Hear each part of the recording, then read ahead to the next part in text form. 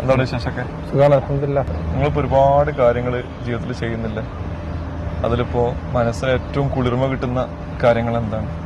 ആളോടൊക്കെ പറഞ്ഞു കൊടുക്കുകയാണെങ്കിൽ നമുക്ക് എന്ത് പറഞ്ഞു കൊടുക്കാൻ പറ്റും? മനസ്സില് കുളിർമ കിട്ടുന്നത് പറഞ്ഞാല് ഇപ്പോ നമുക്ക് ഒരു ഒരു വികലാംഗനായ ആളെ അവർക്ക് എന്തെങ്കിലും ഹിദ്മത്ത് ചെയ്യാൻ സാധിക്കുക എന്നുള്ളതാണ് ഒരു ഓക്കെ. അതായത് പ്രയാസം സഹിക്കുന്ന ആൾക്കാരെ നമ്മൾ സഹായം ചെയ്യുമ്പോൾ അതിലൊരു വല്ലാത്ത മാനസിക ആനന്ദം കിട്ടും. അതില് അള്ളാഹുവിന്റെ റസൂൽ കരീം സല്ലല്ലാഹു അലൈഹി വസല്ലം തങ്ങൾ പറഞ്ഞിട്ടുണ്ട്, അല്ലാഹു ഫീ ഔനിൽ അബ്ദി മാദാമൽ അബ്ദു ഫീ ഔനി അഖീഹി.